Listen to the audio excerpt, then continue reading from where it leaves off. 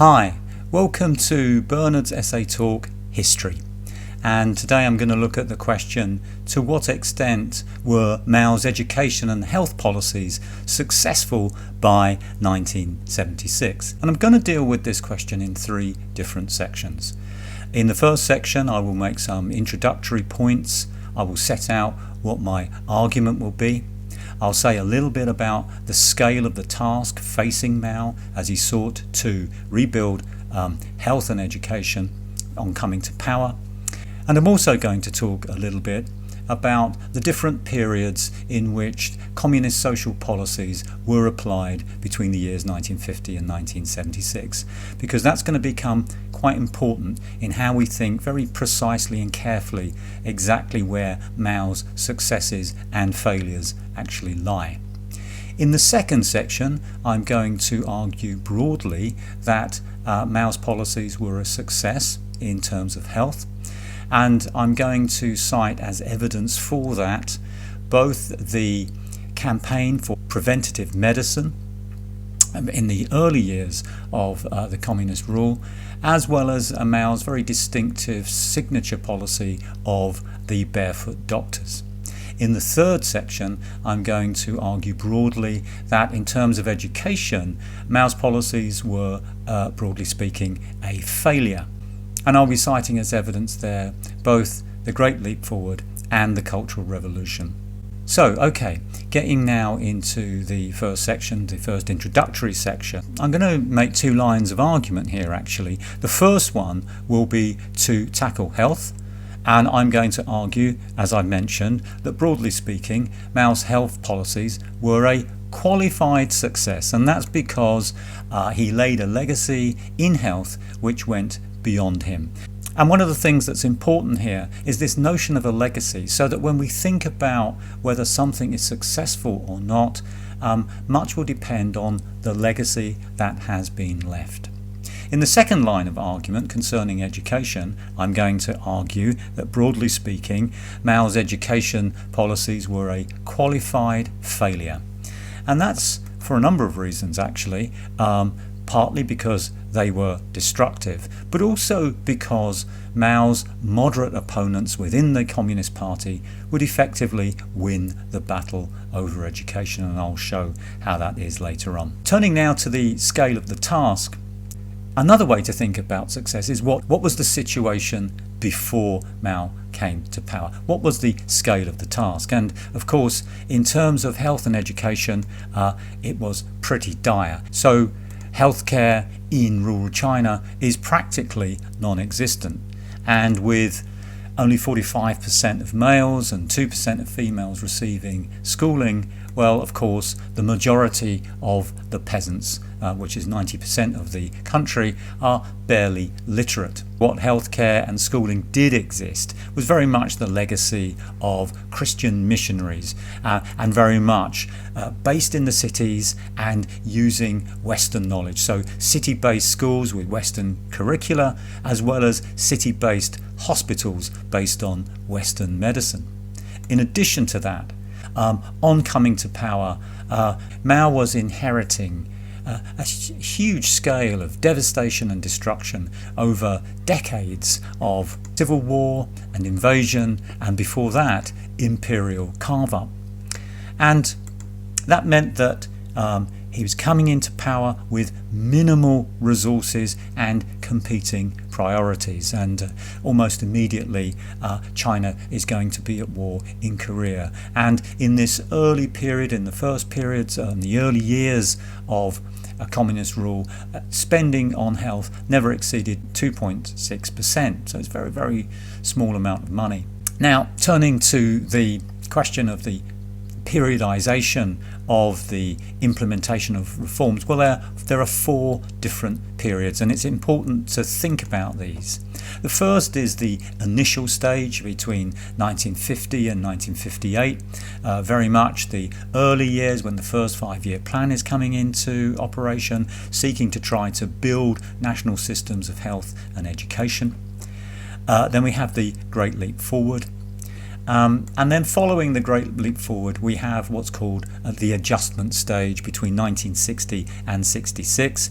And this is where Mao and the policies attached to Mao leave the political stage for a period, but then he comes back in the Cultural Revolution 1966 to 1976. So we've got 4 different periods here, and the point I would want to emphasize is that these don't really represent some kind of linear process with each new phase building on the one before. Particularly in education, what you're going to find is these represent significant policy reversals and changes in the approach.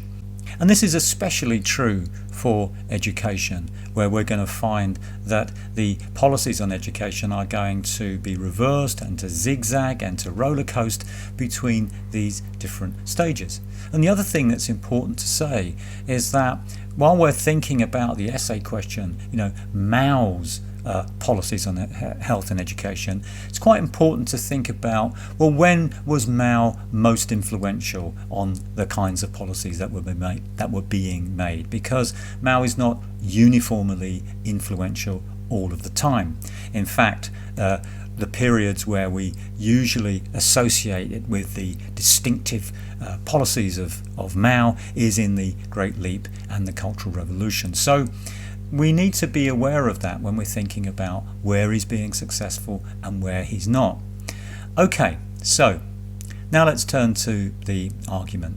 So I'm going to begin then with health, which I've called a qualified success. Now, when we talk about something being qualified, it usually means that we're considering it against something else. And although I'm arguing that Mao is going to be successful in terms of health, it is qualified against important failures, and there are at least 2 really important failures which represent 2 qualifiers to how successful he was. And the first of those is that success is mostly confined to the initial stage, and thereafter both the Great Leap Forward and the Cultural Revolution are going to do a lot to diminish the success of Mao's policies. And this is, I think, particularly true of the Great Leap Forward and the famine that comes about as a result of that. Now, I know that the Great Leap Forward was not the result of health policies. It was the result of economic and agricultural policies.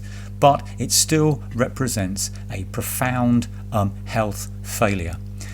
It certainly decreased the ability to mobilize the masses. It decreased the possibility to fund hospitals and meet need. But also, and perhaps more importantly, mass starvation and death.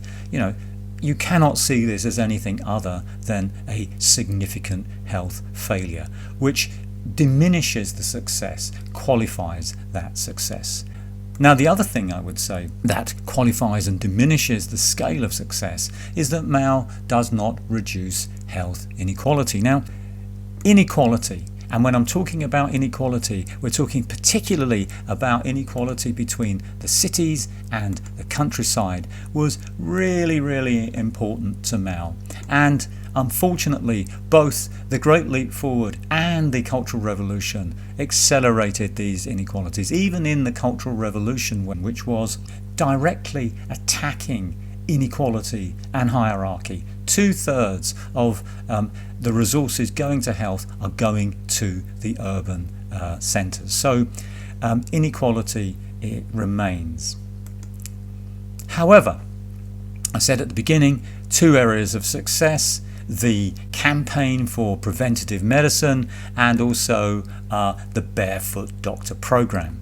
Now, beginning with the campaign for preventative medicine, these were mass mobilizations. Sometimes they were called patriotic campaigns, as part of what the communists called a prevention first campaign, to prevent illness before you have to treat it. And these mobilisations were innovative and effective. You had party workers sent to the countryside using lectures and films and posters and even drama troupes going out. And it's important to remember that the mass of the peasants are illiterate, so you're using these innovative techniques. And what they're seeking to do is to educate and to vaccinate. And in particular, they're seeking, as we are today of course, to apply disease control programs, communicable disease control programs. And again, this is exactly what we're seeking to do today. And there's a great deal of evidence for success on this. Smallpox, cholera, typhus, leprosy practically eliminated. Life expectancy going up in the figures that you see there. Here's a quote from one of the texts. From 1949 to 1976, the infant mortality rate and the mortality rate of children under 5 decreased by 62% and 90% respectively. So a really sound and strong success there. And not just that, of course, the Prevention First campaign was the inspiration for the creation of the World Health Organization, which again is at the center of the attempts to coordinate on a global scale our response to the coronavirus. So there's a real legacy there. Actually, we are actually still sort of feeling the results of, or witnessing the results of, in terms of health. And when we're thinking about Mao and what policies he was attached to that were particularly successful, I would say the barefoot doctors is a very, very much a Mao policy, one of his signature policies. In many ways, it's a continuation of the prevention first approach. These barefoot doctors are beginning to emerge from 1965 onwards. They are rapidly and intensively trained doctors in sanitation and preventive medicine, health education, and by 1976 something like 1.8 million have been sent to live and work with the peasants.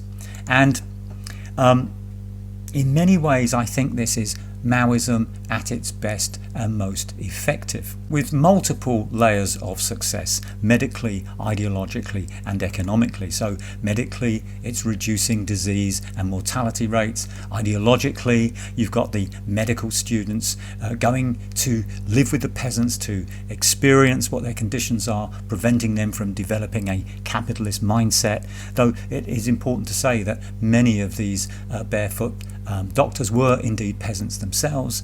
And economically, massively cheap, really low cost. The training is very, very short and the wages are half those of the urban doctors. And even though this training is really rudimentary and it's basics, in one of the textbooks it really sort of pointed out that, well, even that made a massive difference. And in the same textbook, Mao's China, it talked about these policies providing the best healthcare many peasants had ever experienced. So a real success there. And again, I just want to emphasize that this is a success distinctively his. By his, I mean Mao, of course, which is very much based on this idea of mass mobilization and political will. These are the defining characteristics of Maoism, substituting technological and economic power with human power, so that Mao would organize millions of peasants and workers who would be directed by Mao's uncompromising will. Okay, so there we are, that's health and a qualified success. Now let's turn to education, and as I've mentioned, I'm going to argue here that it was a qualified failure. And a big reason why it's a qualified failure is because the early history of the communist state is very much dominated by conflict and a struggle for power between radicals and moderates within the Communist Party. And one of the things they're struggling over is how best to achieve national development and what role education should have in achieving that. And Mao's education policies were never fully accepted by the moderates in his party, and that's partly because they were disastrous. But also it's partly because in the argument that lasted some 30 years, it's the moderates who are going to win. Now, what I want to do at this point is just to set out the different views of the radicals and the moderates. So with the radicals to begin with, well, they're led by, guess who? The great helmsman himself. And his idea of national development is very much, it's a matter of politics. Yeah, so national development is about class struggle, mass mobilisation, the transformation of society. And the idea of education is to create political consciousness and ideological devotion. Under the leadership of the party and the dictatorship of the proletariat, with communist politics at the core of social life, at the core of all life, really. So that's kind of what the radical approach is going to be. And in terms of education, what they're seeking to achieve is redness. And this term is a useful and important one to include in your essays. It was the terms that were given in the contrasts and the struggles at the time. And this is really the love of communist ideals. And in educational terms, it means political action over scholarly inquiry and equality over elitism. Now, in terms of the moderates, well, they're going to be led by these two fellas, Liao Shuqi and Deng Xiaoping. And their idea of national development, of course, is a matter of economics. And for them, they're concerned not with the relations of production, but with the forces of production. Now, this is might not make immediate sense to you, but this is a useful thing to include and would score high marks because this is a Marxist idea. And the relations of production are basically the relationship between classes, which is what Mao is concerned with at the level of politics. But what the moderates are concerned with is the forces of production, is with science and technology, and that's what they're concerned about. And for them, education is about the development of skills and knowledge. And that requires creating different schools for different abilities in a hierarchical system. Now remember, the radicals want equality over hierarchy. Here we have hierarchy in the name of efficiency, and that would be based on schools with examination and selection at the heart of them. And what they're wanting to achieve here is not redness, it's expertise. So this is going to be the conflict, redness versus expertise. And this was called the two-line struggle, the two lines of argument, I guess, and there are three areas over which they disagreed. The first is the idea of education for ideological development versus education for economic development. The second is the idea of education for social equality versus the idea of education for efficiency. And the third one, education for the masses versus education to prepare a well-trained elite. And what this is going to lead to is wildly oscillating politics for national development. So we're going to see, with the Great Leap, a great sort of major shift and significant reversal from what was gone before. And then when we have the adjustment stage, again, a major shift and a significant reversal. And then back into the Cultural Revolution, a major shift and a significant reversal. Bold moves, major shifts and significant reversals are characterizing the whole of the educational experience over the early communist years. Having said that, as with the qualified idea of qualified success, I think we can also argue for qualified failure. And what that means is that, yes, it's a failure, but there were some successes. So, for instance, one example of that is the creation of a universal system of primary education. And how this was achieved is in rural areas, what were called run by the people primary schools were established in most villages. And between 1950 and 58, primary school students were up from 26 to 64 million. The second qualifying success for Mao in terms of education, I'm going to argue is a failure more generally, but the qualifiers are here, is of course the pinyin system established in 1956, which changed a very complex form of language, a form of Mandarin spoken by 70% of the population, and which was variously spoken in different parts of China, was greatly simplified by this pinyin thing, by this man here, and it becomes basically a modernized and simple phonetic form of Mandarin.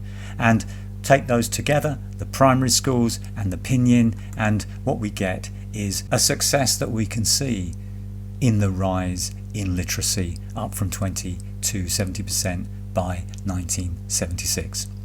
Okay, so those are the qualifiers. But why do I argue that overall it's a failure? Well, there are a number of reasons. I think even in Mao's own terms, there were important failures because throughout the whole period, the system remained elitist. Indeed, worse than that, there was a new communist elite which emerges to replace the old imperial one.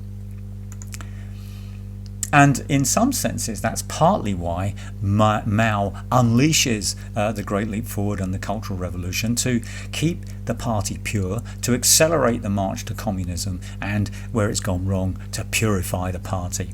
And also, of course, to restore education to its proper function and rightful place, which is to emphasize readiness over expertise. But in addition to that, Mao's signature policies were also disastrous for education. In terms of the Great Leap Forward, education is sacrificed to the demands of almost permanent work. And more students were abandoning education so that, as Peng Dehuai argued, only children and old women harvest the crop. And of course, as the Great Leap gave way to mass starvation and political crisis, Mao disappears from national life, and then the moderates come back, reversing Mao's policies in what was called the adjustment period. And what are they adjusting? They're adjusting away from Mao's policies, moving away from readiness back to expertise, and actually constructing a new hierarchical system, so that you have different schools for different groups with different resources. You have the work-study schools for the peasantry and the least resources. You have the regular schools for the urban working class with more resources. And then you have at the top of the pile the key schools for the party elite with the best teachers and the greatest resources. Okay, so that's the Great Leap Forward. But of course, it's really the Cultural Revolution where Mao's education failure is at its greatest. So 6 years after Mao had retreated from the political front line, he returns to unleash the Cultural Revolution, arguing that there is too much studying going on under teachers with a capitalist worldview in schools dominated by bourgeois intellectuals. And this really expresses Mao's anti-intellectualism, which goes all the way back to the 100 Flowers movement and the anti-rightist campaign targeting intellectuals that emerged after that. Indeed, Mao argued that the very purpose of the Cultural Revolution is to reform the old education system. And what it really amounted to was a war against education, a war against the teaching profession, as well as, of course, a war against the party to attack the headquarters, etc. And so, in a way, what you've got is a decade of war against learning, against knowledge, against education. And here, of course, we have the pendulum swinging back away from expertise now to readiness. And here the idea was that education was to develop children morally, intellectually and physically. Yeah, okay, that's what we'd normally expect. To become labourers with a socialist consciousness. And in order to achieve that, time in school was shortened, courses were fewer, teaching material became simplified, and the curriculum now included industrial work, farming, military affairs, and taking part in the struggles of the Cultural Revolution. So in a way, what happens is that education becomes kind of political violence. It's reduced to political violence. And instead of school, Mao is offering students the opportunity to experience revolutionary fervour, where the youth is mobilised into Red Guards, progressively abandoning their education and told to attack the headquarters of the party, as well as, of course, the bourgeois intellectuals. And the universities are closed, and in some cases some of the teachers were beaten to death. And on top of that, it's not just the institutions and the teachers and the professionals that were waged war on, but those waging the war were themselves in many ways sacrificed. So that after years of mobilised and violent agitation, the Red Guards were then ordered by Mao into the mountains and the villages, unwelcomed by the peasants, reluctantly going. And really what's happening is that they're being condemned to become uneducated and second-class citizens for the rest of their lives. So, in terms of conclusions then, I have argued that in health, Mao's policies could be seen as a qualified success. And we can see that statistically, especially in things like the figures for life expectancy. Though it is very importantly qualified. I mean, the scale of trauma, destruction and death which accompanied all of this really must qualify that success. And in education, we have a situation where policy is zigzagging between the moderates and the radicals. And of course, Mao's Great Leap and the Cultural Revolution was really an attack on the fundamentals of education in different kinds of ways. And the crucial thing is that in the struggle over education, over the idea of national development, ultimately it is the moderate Deng Xiaoping who is going to win. And it's his moderate policies which would win the battle to shape the economy and the education of China. So that Mao's policies on health is a qualified success, but his policies on education are definite and qualified failure.